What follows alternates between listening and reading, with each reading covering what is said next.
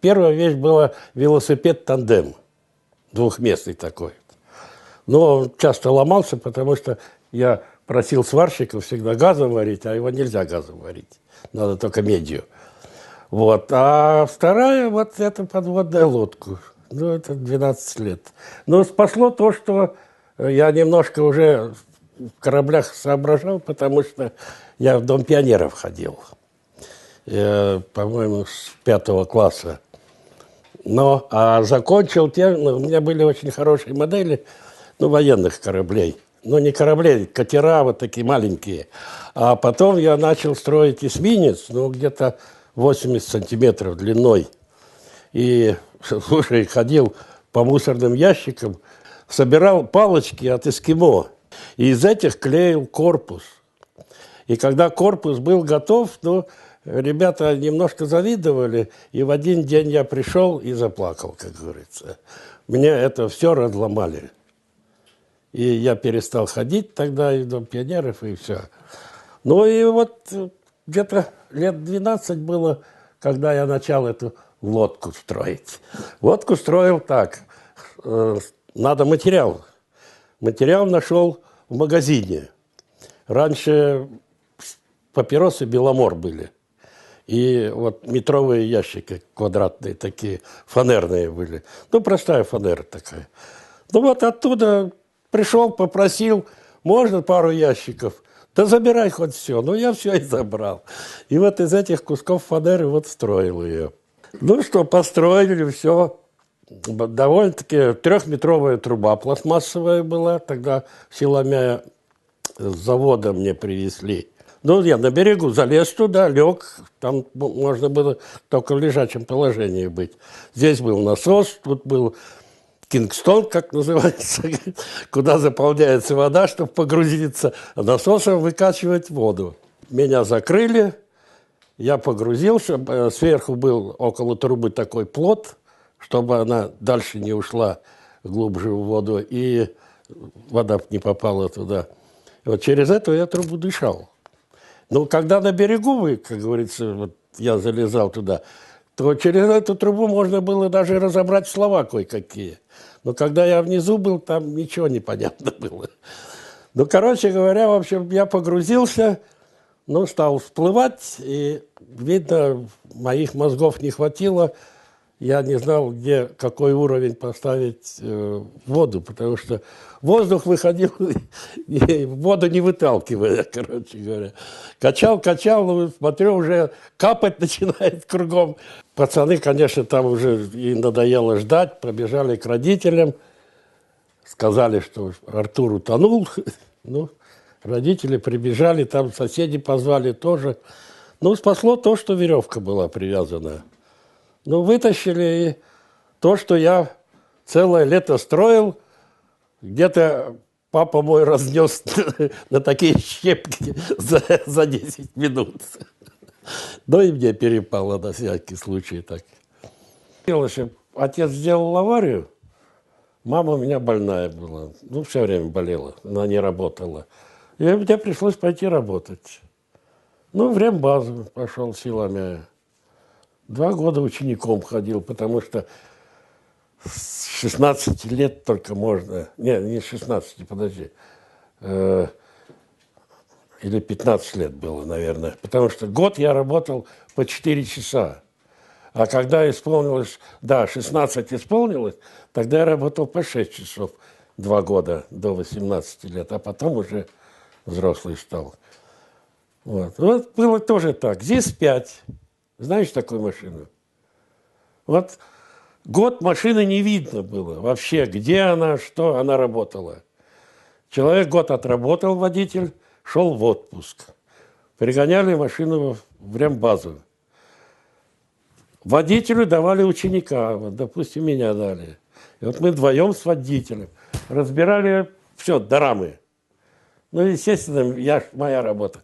Чистить, отворачивать.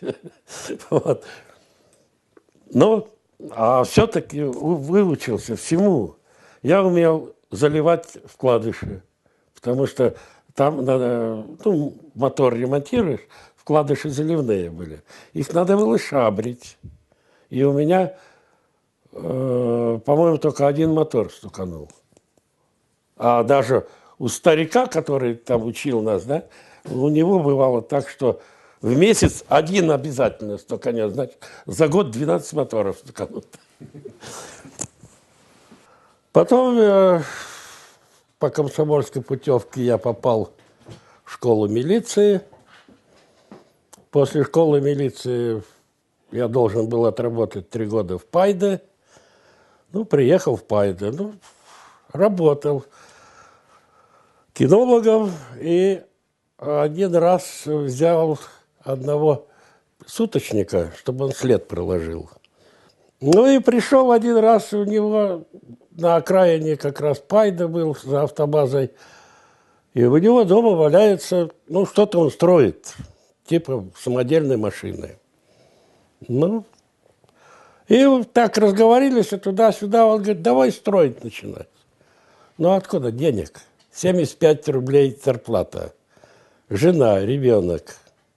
Живем в доме, которому 120 лет. Одна комната.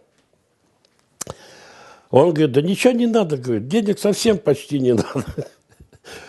Рядом Койру. Койру авторемонтный завод. Там как, у них ванна, они в ванну опустили, вымыли, допустим, мост, посмотрели, нет, это не годится. И на свалку. И на свалке в Пайде было столько запчастей.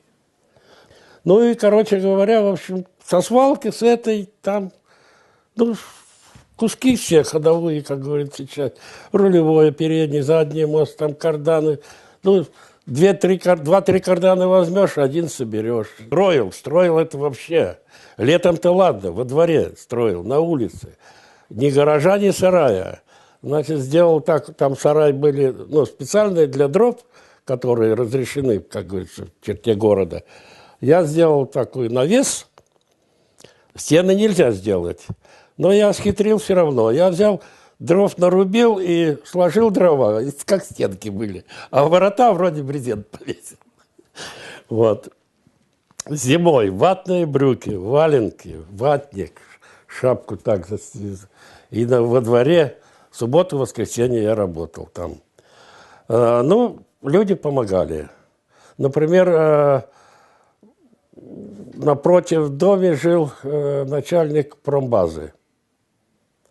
Но он увидел, что пацан ковыряется зимой, что-то делает. Ну, как пришел специально ко мне, сказал, говорит, слушай, пацан, говорит, пойдем, я тебе покажу место, где ты можешь делать. Ну, привел меня на промбазу.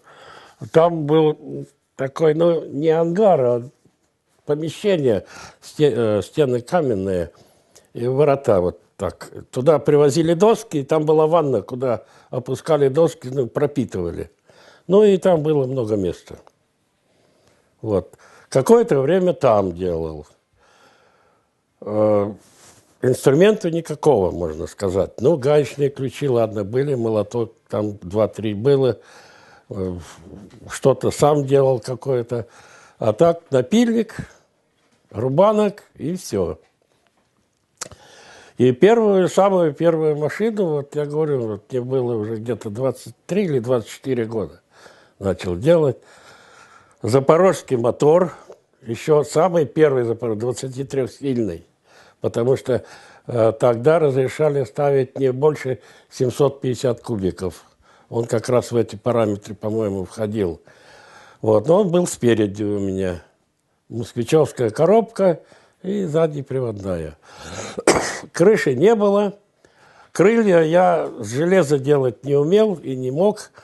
И крылья я делал так, что, когда рама уже была готова, стояла на колесах, раствор, буквально вот не бетон, а раствор. С раствора сделал крыло и на него клеил тряпки, мешковину. Тогда стеклоткани еще не было. И эпоксидки я не слыхал в таком клее. Но что-то пластмассовое слышно было. И я тогда поехал в Тарту на этот гребеночный завод, где расчески делали. И вот там вот эти обрезки, козырьки, Вот шапки были, знаете, от солнца такие пластмассовые. Ой, это, по-моему, 8 мешков таких домой привез. Бочку ацетона, и это все туда, и вот этот клей делал. Но стеклоткани не было, может, она была, но достать невозможно было. И я тогда использовал мешковину, такая вот, ну, была редкая материал. Не помню, откуда достал. И вот это получается целлулоиды такие.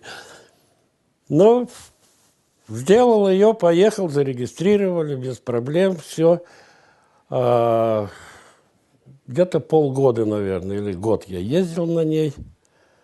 И весной поехали, ну, к теще, она в Силами жила. И я стукнулся. Ну, опыта же никакого, права любительские, только получены были. И разбил правое крыло, ну, да, своим ходом домой приехал. Ну, где-то полгода она стояла. Опять в этой промбазу. Тогда мне уже дали место теплое. Так стоял, ну, цех, стоял токарный станок, и угол был пустой. И вот в этот угол мне разрешили поставить машину. И вот там я ее начал переделывать. Я, значит, передние крылья уже сделал с пластика. Уже стеклоткань, и ПН1 смола была. И тогда сделал крышу, как пикап. Ну, конечно, опыта не было клеить. И делал не в матрицу, а на болванку. Потом все это выламывал, и сверху начинал это доска такая, наждачная бумага, 2-3 рулона вот таких вот израсходуешь, да, выровняешь, пошкурил, опять клеишь, опять пошкурил. Вот так выводил. После на этой машине я поменял мотор, поставил 402-го «Москвича» мотор. Бегать она стала хорошо, и я на ней делаю аварию. Аварию довольно-таки крупную, так что срезала крышу. И машину практически можно было уже списывать. Правда, никто не пострадал, кроме меня. Вот здесь голову поцарапал чуть-чуть. Вот.